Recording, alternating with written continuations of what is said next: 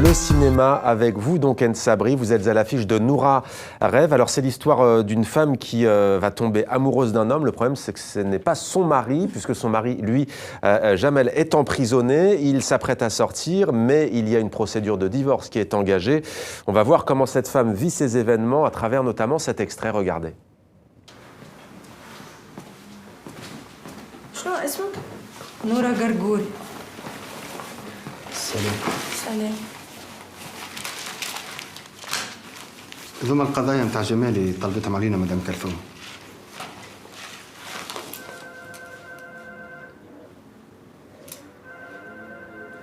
يا وخرر ما حبس هذا.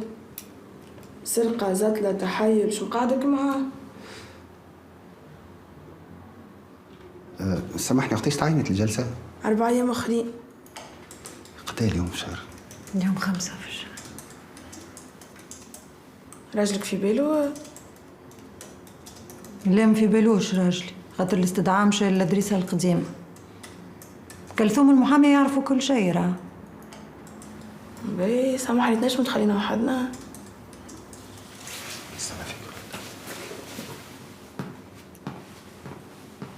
يا أخي يعرف ولادك؟ شكون؟ هو. هاي يعرف ولادي، عليه فما مشكلة؟ ما فما حتى مشكلة. أما ما يلزمش تمرمد ولادك على خاطر راجل. شنو تقصد؟ ما نقصد حتى شيء، أما كي طلعت مانيك عليك. عادي بك في وقايت. اي شنو معناه؟ معناه يرقد معايا ويطيشني؟ مانيش قاعدة نعمل في حاجة غالطة أنا. هو الصغار. شبيهم صغاري؟ شو مشكلتك انت يا اخي؟ شبيها هذه؟ أنا ما عندي حتى مشكلة. جوست أخمم في ولادك. ما تخممش ولادي، أنا نخمم فيهم ولادي، خمم في روحك يا عايش.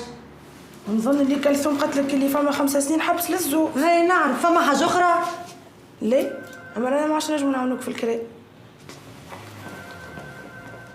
Voilà, Anne Sabri, on a choisi cet extrait parce qu'on voit comment Noura doit faire face à la fois, bien entendu, à son destin. Il y a les enfants, mais il y a aussi l'administration, la justice, la police dans le film. Comment vit-elle cette situation ? C'est une situation où la femme, finalement, elle décide pour elle. Normalement, elle devrait décider pour elle. Ses choix de vie, ses responsabilités, elle devrait les assumer. Mais dans des sociétés patriarcales où la société, quand même, est une deuxième loi, c'est-à-dire qu'il y a le système légal plus le système, justement, communautaire, qui est une loi, qui est parfois même plus tranchant et moins indulgent que les lois, la femme, son destin est décidé par des hommes, par un comité, comme une espèce de collectif d'hommes entre la famille, les hommes de la famille, entre le mari et entre parfois justement la police et la corruption parfois de la police et de la justice, et on voit ça dans le film aussi. 5 ans de prison en cas d'adultère en Tunisie ? 5 ans de prison, oui. La loi... C'est une loi qui n'est pas très appliquée. C'est une loi qui tombe en désuétude, mais elle est là, elle existe et elle peut être appliquée à n'importe quel moment pour l'homme comme pour la femme d'ailleurs. Ouais. En France, ce n'est plus le cas au pénal depuis 1975. En Espagne, 1980, il me semble. On ne vous connaissait pas dans ce registre, dans ce rôle. Comment avez-vous endossé justement ce rôle de Noura ? Mais justement, j'accompagne mon pays avec les changements radicaux qui sont en train de se passer dans la société tunisienne. Et comme j'ai commencé dans le cinéma tunisien dans une autre Tunisie, la Tunisie d'avant, maintenant la Tunisie a beaucoup changé. C'est pas du tout un jugement de valeur. Elle a changé en bien et en mal et en tout. Et moi, j'accompagne mon pays. Je suis tunisienne. Je le revendique toujours. Je revendique cette tunisianité.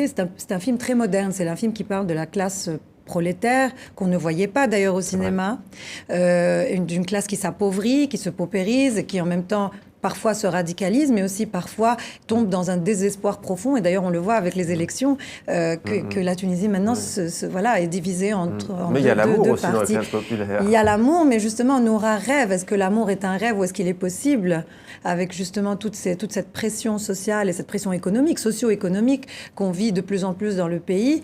On verra. Mais ce film va apporter des débats, je pense, en Tunisie. Les gens vont parler, justement, même si on n'est pas tous d'accord. Et c'est la beauté de ne pas être tous d'accord.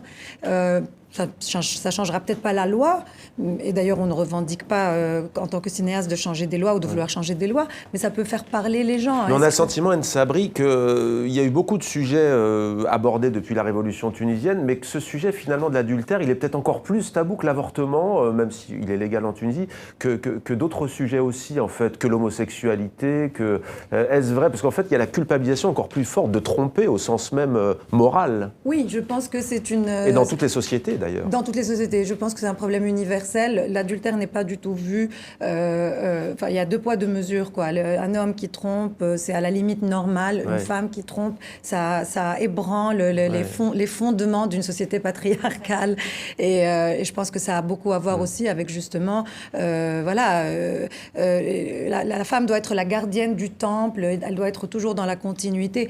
Nous ne faisons pas l'apologie de l'adultère. C'est pas du tout le but ni le propos du film, ni du fait que j'ai fait ce film. On a fait ce film justement pour aider un peu à initier un débat sur les deux poids, 2 mesures qu'il y a entre traiter un homme et traiter une femme, et surtout dans une histoire très privée qui ne concerne finalement que 3 personnes, qui ne l'emballement en fait, voilà, aussi, qui que ça prend ne dans une menace société. pas l'ordre public.